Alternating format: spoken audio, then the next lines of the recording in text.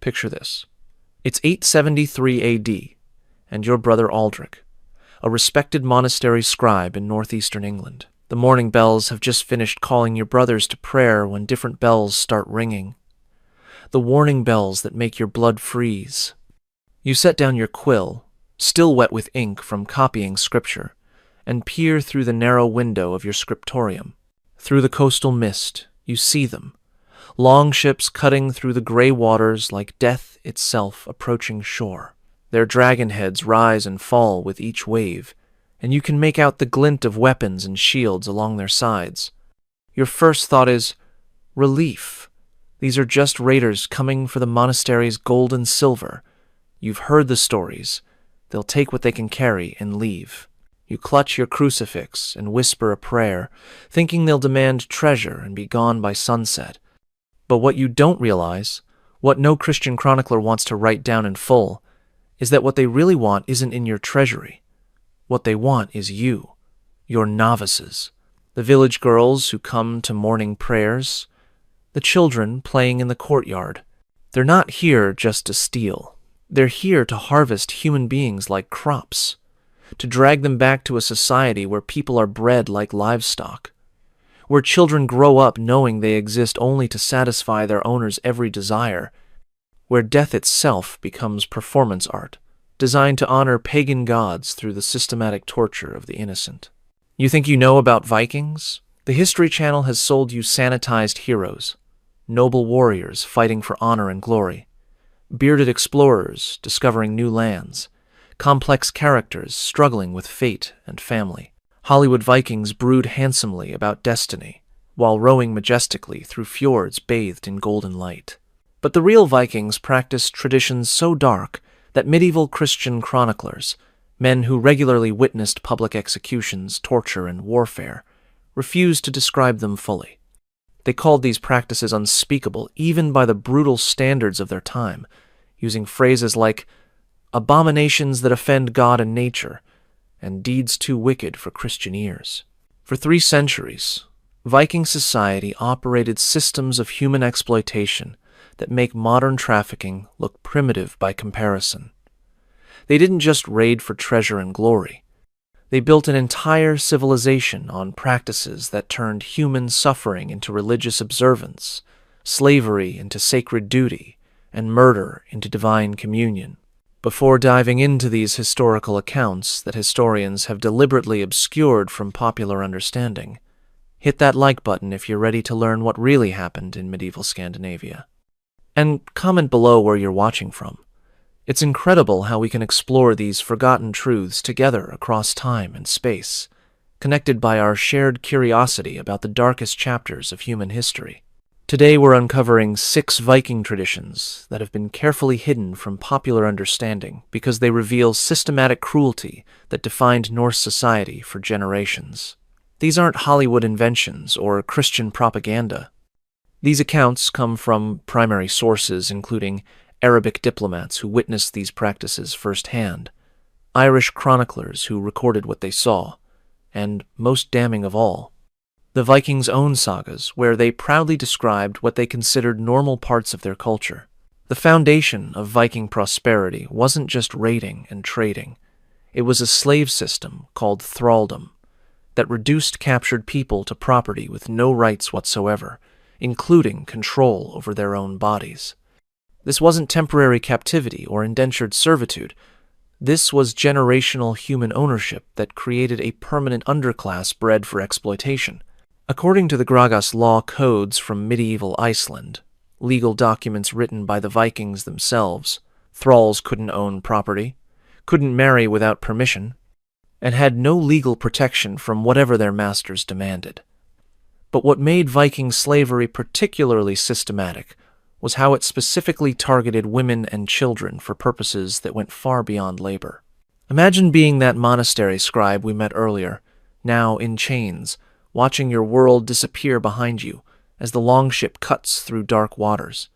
You're not going to a quick death in battle. You're going to a lifetime of serving every desire of people who consider you less than human. The Dublin slave market, established by Viking raiders in 841, became medieval Europe's largest human trafficking center, The Arabic merchant Ibn Rusta, writing from first-hand observation, described seeing thousands of enslaved Europeans sold to buyers across the known world.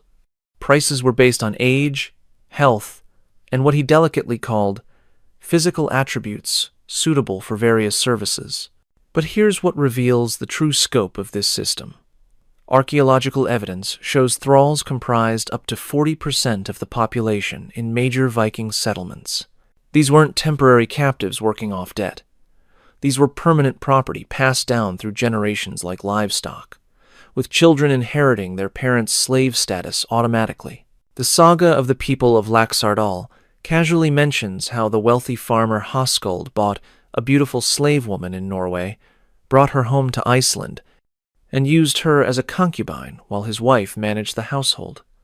The saga treats this as unremarkable as buying cattle, revealing how completely normalized such arrangements had become. Female thralls were routinely assigned as concubines for their owners and their owners' guests.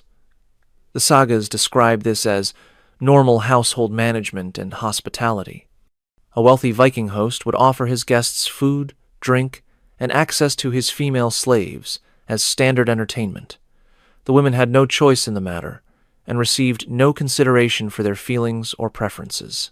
Take the case documented in Egil's saga, where the protagonist's grandfather keeps several female thralls specifically for this purpose.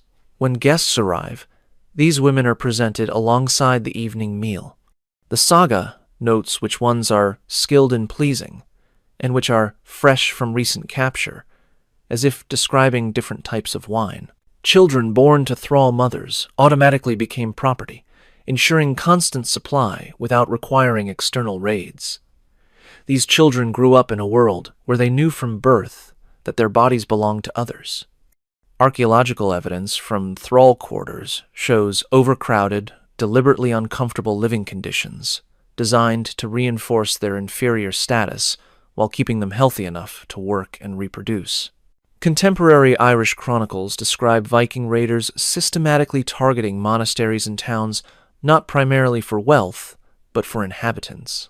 The Annals of Ulster record raids where Vikings left behind gold and silver to make room on their ships for more captives. These weren't random attacks, but organized procurement operations designed to stock slave markets with specific types of human merchandise. The psychological conditioning used to control thralls reveals sophisticated understanding of human behavior. Slaves were deliberately separated from family members to prevent mutual support. They were given minimal privileges, slightly better food, marginally better clothing, to create dependency while being subjected to random punishment and reward cycles that destroyed hope of escape while maintaining basic compliance. The procurement methods became so systematic that Viking expeditions planned their logistics around human cargo. Ships were modified with specialized holding areas. Routes were planned to hit multiple population centers in single voyages. Markets coordinated demand for specific types of slaves, young women for concubinage, strong men for labor, children for training into specialized roles. But thraldom was just the economic foundation for even darker practices woven into the very fabric of Viking spiritual life. While popular culture portrays Viking magic as harmless nature, worship herbs and runes, and connection to ancient wisdom, Seidh was something far more disturbing. This was systematic exploitation of death and human remains for supernatural purposes that horrified even medieval observers accustomed to various forms of cruelty. The Ynglinga saga, written by Vikings themselves, describes Seidr practitioners as deriving their power through direct communion with corpses. But the methods required for such communication involved practices that contemporary Christians considered diabolic, handling decomposing bodies, consuming substances derived from human remains, and performing rituals that required fresh corpses. Archaeological evidence supports these textual accounts in ways that make them impossible to dismiss as Christian propaganda. Excavations at Oseberg and other major sites have uncovered ritual implements, including containers showing chemical evidence of human blood and bodily fluids, found specifically in the graves of women identified through burial goods as velvas or sorceresses. Picture attending a seether ceremony in a Viking community. You're led to a grove outside the settlement where a vulva has prepared her ritual space. The smell hits you first, decomposing flesh mixed with burning herbs. The sorceress sits surrounded by human bones arranged in precise patterns, some still bearing traces of rotted meat. She begins consuming what looks like raw organ meat while chanting in voices that seem to come from multiple throats. According to the saga of Eric the Red, Velva ceremonies required the hearts of recently sacrificed humans and animals. The ritual demanded that practitioners enter trance states through consumption of these organs while surrounded by bones of the dead, arranged in specific geometric patterns that supposedly opened doorways between the world of the living and the realm of the dead. But what made Seithr particularly disturbing wasn't just the corpse handling. It was how completely these practices were integrated into normal community life. Velvas weren't isolated hermits practicing forbidden arts in secret. They were respected community members, consulted for everything from weather prediction to healing illnesses to settling legal disputes. Adam of Bremen, the German chronicler who interviewed Viking traders and travelers, documented sorcerers who claimed to raise the dead for divination purposes. These rituals supposedly allowed them to question deceased individuals about future events, but the process required practitioners to perform acts with corpses that horrified Christian witnesses, acts so disturbing that Adam wrote he could not set down in writing the full extent of their debasement. The training required to become a Velva reveals the systematic nature of these practices. Young women, selected for Seithr instruction, underwent years of conditioning that included deliberate exposure to death, decay, and human suffering. They were taught to overcome natural revulsion toward decomposing bodies and to derive what they claimed was spiritual energy from direct contact with the dead. Archaeological finds from vulva graves include sophisticated tools specifically designed for their practices, implements for extracting fluids from corpses, specialized knives for preparing human remains, and ornate containers that chemical analysis shows once held human blood and other bodily substances. These weren't crude implements, but finely crafted instruments that required considerable skill to manufacture and use effectively. Contemporary accounts describe Velvas displaying behavior that modern psychology would recognize as severe trauma symptoms, dissociation, emotional numbing, and what witnesses called speaking with the voices of the dead. Their claimed supernatural abilities may have actually resulted from psychological damage caused by repeated exposure to extreme ritualistic practices involving human remains. The social position of Velvas created additional disturbing dynamics. While they were feared and respected, they were also considered sexually dangerous and spiritually contaminated.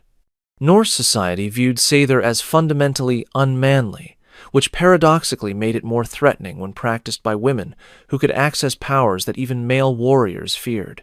But even these systematic death magic practices were overshadowed by the ritualized murder that formed the foundation of Viking religious observance. Viking blot ceremonies represent perhaps history's most systematic integration of human sacrifice into regular religious practice. While other cultures practiced occasional human offerings during crises, the Norse made murder an essential component of their ongoing relationship with the divine, creating annual cycles of ritualized killing that defined community life. Adam of Bremen's account of the Uppsala temple describes sacrifices conducted every 9 years, where 9 individuals of every species, including humans, were killed and hung from trees in the sacred grove. But archaeological evidence reveals this wasn't just periodic excess. Human sacrifice was woven into the seasonal rhythms of Viking society. Picture yourself living in a Viking community as winter approaches. The autumn harvest has been gathered, but everyone knows what comes next. Village elders begin walking through households, their eyes lingering on certain individuals, the elderly who've become burdens, the disabled who can't contribute to community defense, sometimes even healthy adults whose families have fallen out of political favor. The selection process for human sacrifices followed specific criteria that supposedly made victims more pleasing to particular gods. Young, healthy individuals were preferred for major ceremonies, but social status also determined who would be chosen for different types of sacrifice. Thralls were the most common victims, but free citizens could also be selected if circumstances demanded particularly valuable offerings. Archaeological evidence from Uppsala and other ritual sites confirms these accounts through mass burial sites containing hundreds of human remains showing evidence of ritualistic killing. The positioning of bodies, evidence of restraints, and analysis of bone trauma reveal systematic execution methods designed to prolong death while ensuring that victims remained conscious during the ritual process. At Tiso in Denmark, archaeologists uncovered a ritual site where over 200 human bones show evidence of deliberate dismemberment and processing.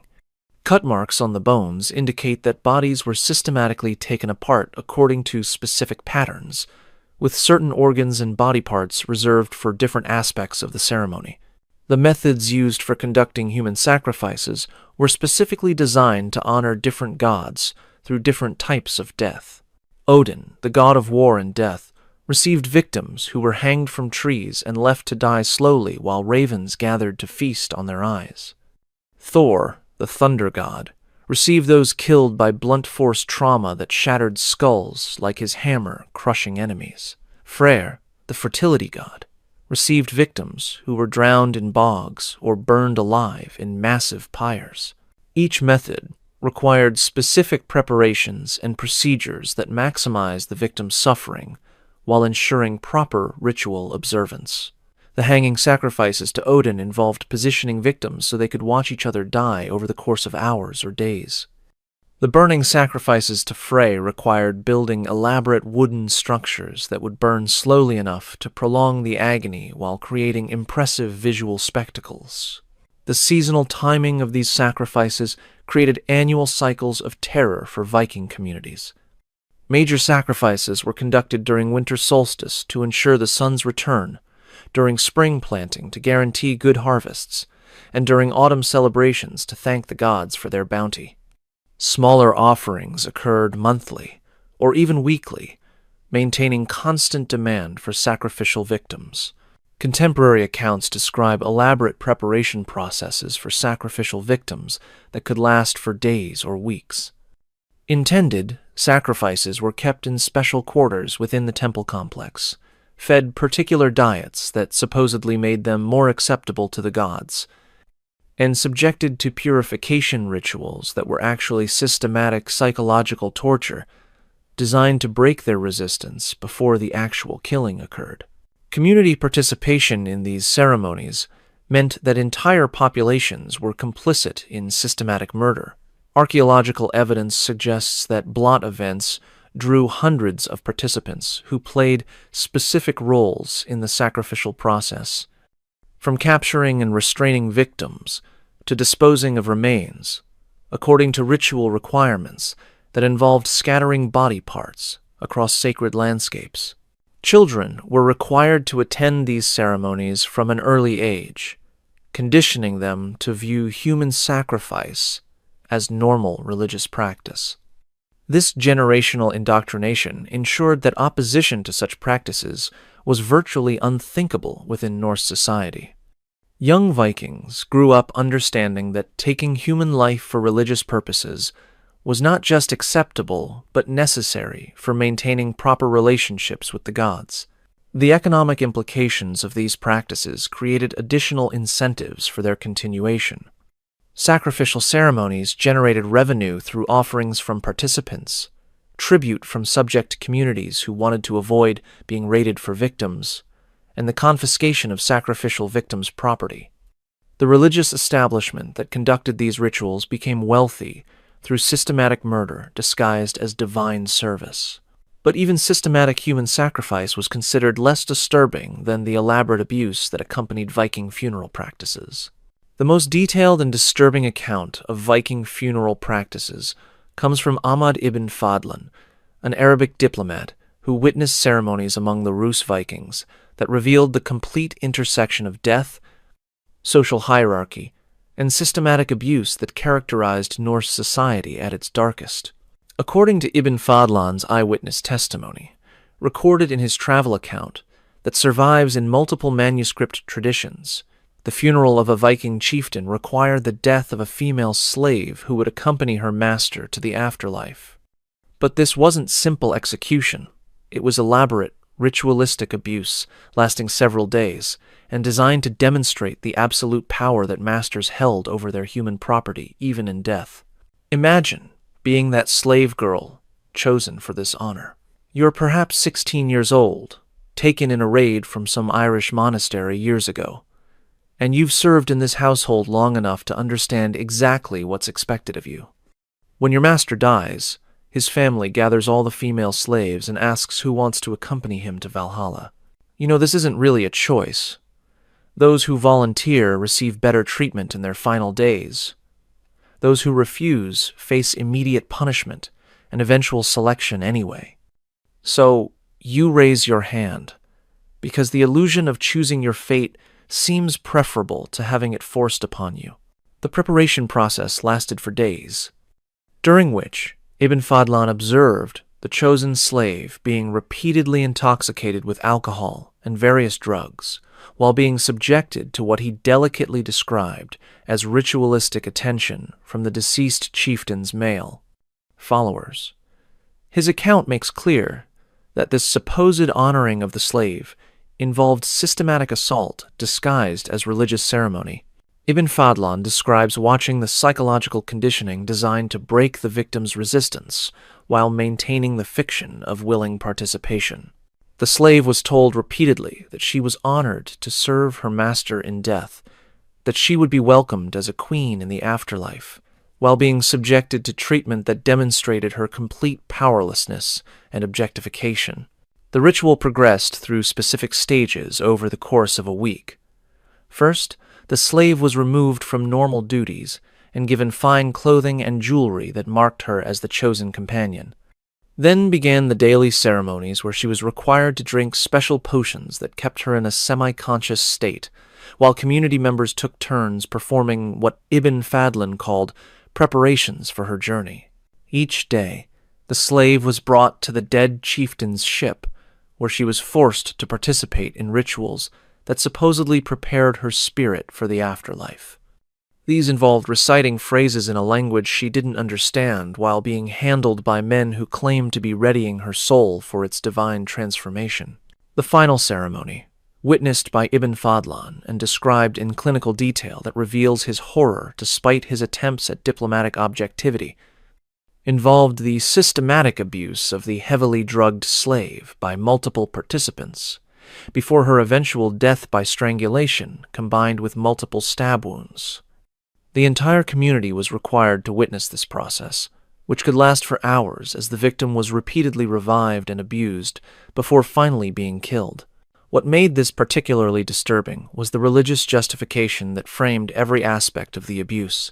The violence wasn't presented as cruelty, but as necessary preparation for the slave's transformation into a divine companion.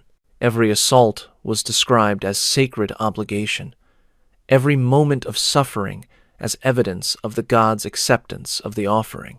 The integration of sexual violence into funeral rites demonstrates how completely Viking society had normalized the abuse of enslaved women.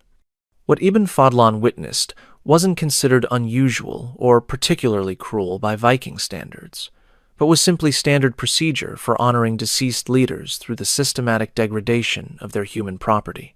Ibn Fadlan's account provides unique insight because as a Muslim diplomat, he was familiar with various forms of violence and social hierarchy, yet he was clearly traumatized by what he witnessed. His description includes details about his own physical reactions, nausea, inability to sleep, recurring nightmares, that suggest the ceremony's impact even on experienced observers. Archaeological evidence from Viking ship burials confirms that multiple individuals were regularly killed and buried with important leaders, suggesting that Ibn Fadlan's account describes typical rather than exceptional practices. Sites across Scandinavia show evidence of elaborate funeral murders, involving not just single slaves, but entire households of servants sacrificed to accompany their masters. The international reaction to these practices, as recorded by other foreign observers, including Byzantine diplomats and German merchants, reveals how even medieval societies that practiced various forms of cruelty were horrified by the systematic nature of Viking funeral abuse. These ceremonies became legendary throughout the medieval world as examples of barbarity that exceeded normal bounds of human behavior. But even these elaborate funeral murders pale in comparison to the torture method that became the Vikings' most infamous contribution to human cruelty. The blood eagle represents the pinnacle of Viking torture innovation, a procedure so elaborate and horrific that it transcends simple execution to become performance art, using human suffering as its medium. While some historians debate whether this method was actually practiced or exists only in legendary accounts, the detailed descriptions in multiple independent sagas suggest familiarity with anatomical knowledge that could only come from actual experience. According to the Orkneyinga saga and Egil's saga, both written by people familiar with Viking culture, the blood eagle involved cutting through the victim's back along both sides of the spine, breaking the ribs away from the backbone, and pulling the lungs out through the wounds to create the appearance of bloody wings spread in flight.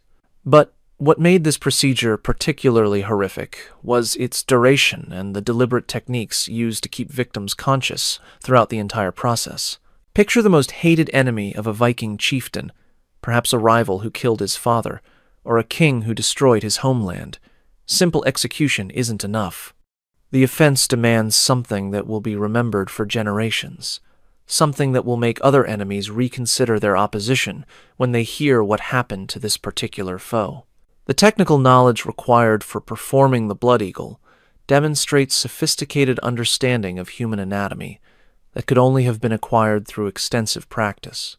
The procedure required precise cuts that would expose internal organs without causing immediate death from blood loss, skillful bone breaking that would create the wing effect without destroying lung function entirely, and careful timing that would maximize suffering while creating the desired visual spectacle.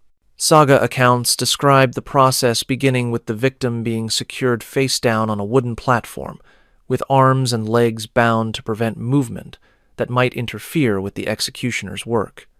The initial cuts were made slowly and deliberately, following the curve of the ribs while avoiding major blood vessels that would cause rapid death. The breaking of the ribs required considerable physical strength and anatomical knowledge. Each rib had to be severed from the spine and bent outward without puncturing the lungs prematurely. The sound of breaking bone reportedly created a rhythmic cracking that could be heard throughout the gathered crowd, adding an auditory element to the visual horror. The final stage involved carefully extracting the lungs through the back wounds and positioning them to create the wing effect. This required the victim to remain conscious and breathing while their lungs were pulled outside their body, a feat that demanded precise knowledge of which tissues could be cut and which had to remain intact to preserve lifelong. Enough to complete the ritual. The religious significance of the blood eagle related to its dedication to Odin, the one-eyed god associated with death, war, and sacrifice. Victims were supposedly offered to Odin in this manner, to ensure victory in future battles or to achieve revenge against particularly hated enemies. The eagle imagery connected to Odin's ravens, Hugin and Munin, which were said to feast on battlefield corpses and carry information between the world of the living and the realm of the dead. Saga accounts describe specific historical individuals who supposedly received this punishment, including King Aela of Northumbria, who was allegedly blood-eagled by the sons of Ragnar Lothbrok in revenge for their father's death in a snake pit. Whether these accounts are historically accurate or legendary embellishments, they reveal Viking cultural fascination with torture methods that combined ritualistic significance with extreme cruelty. The public nature of blood eagle executions, as described in the sagas, served important social and political functions within Viking society. These weren't private acts of personal revenge, but public spectacles designed to demonstrate the consequences of opposing Viking authority while providing entertainment for communities that had normalized extreme violence as acceptable social activity. The psychological preparation of blood eagle victims, according to saga accounts, reveals additional disturbing aspects of this practice. Condemned individuals were sometimes informed days or weeks in advance about their approaching fate, during which time they were encouraged to prepare themselves spiritually for an agonizing death that could last for hours while their enemies watched and celebrated. The international reputation of the Blood Eagle contributed to Viking psychological warfare capabilities by creating terror among potential enemies who understood the fate that awaited them if captured. The mere threat of this punishment was reportedly enough to secure the surrender of fortified positions whose defenders preferred quick death in battle to the prolonged agony that awaited them as prisoners. The artistic elements of the Blood Eagle procedure reveal how Viking culture had developed aesthetic appreciation for human suffering when properly presented. The visual effect created by the spread lungs, the careful positioning of the victim to optimize the wing imagery, and the symbolic representation of eagles in flight all suggest conscious attention to creating beautiful displays using human agony as raw material. These 6 traditions reveal a pattern that historians have struggled to acknowledge. Viking society wasn't simply violent in the way that medieval cultures generally were. It was systematically organized around practices that turned human suffering into religious observance, social hierarchy, and cultural entertainment on a scale that exceeded most other civilizations. The thrall system created a foundation of human slavery that went far beyond labor exploitation to include systematic abuse as normalized social practice, affecting nearly half the population. The integration of scyther, death, magic into community life required regular access to human sacrifice, victims, and corpse desecration that horrified even medieval observers accustomed to various forms of violence. Blot ceremonies that defined Viking religious life required systematic human sacrifice on scales that exceeded most other medieval cultures, creating annual cycles of terror that shaped entire communities. The funeral practices described by Ibn Fadlan reveal how death itself became an opportunity for demonstrating social hierarchy through the ritualistic abuse and murder of enslaved women. The Blood Eagle torture method represents the ultimate expression of Viking innovation in creating aesthetic spectacles from human agony. What makes these practices particularly disturbing isn't just their individual cruelty, but their complete integration into normal social life. These weren't aberrations or temporary responses to extreme circumstances. They were fundamental aspects of Viking culture that persisted for centuries and influenced every aspect of Norse society, from religious observance to diplomatic relations to child-rearing practices. The archaeological evidence supporting these traditions demonstrates that they weren't simply literary exaggerations or propaganda from Viking enemies. Physical remains, ritual implements, settlement patterns, and burial practices all confirm that these traditions were practiced systematically throughout the Viking world for generations, involving millions of people over 3 centuries. The psychological conditioning required to normalize such practices reveals sophisticated understanding of human behavior that was weaponized to create societies capable of sustaining extreme cruelty over extended periods. Children raised within these traditions developed worldviews that made resistance to systematic abuse virtually unthinkable, while viewing such practices as evidence of cultural superiority. When we romanticize the Vikings today, when we focus on their exploration, their craftsmanship, their complex mythology, we erase the victims whose blood and suffering bought those legends. Every saga hero owned human beings as property. Every beautiful artifact was created by enslaved craftsmen.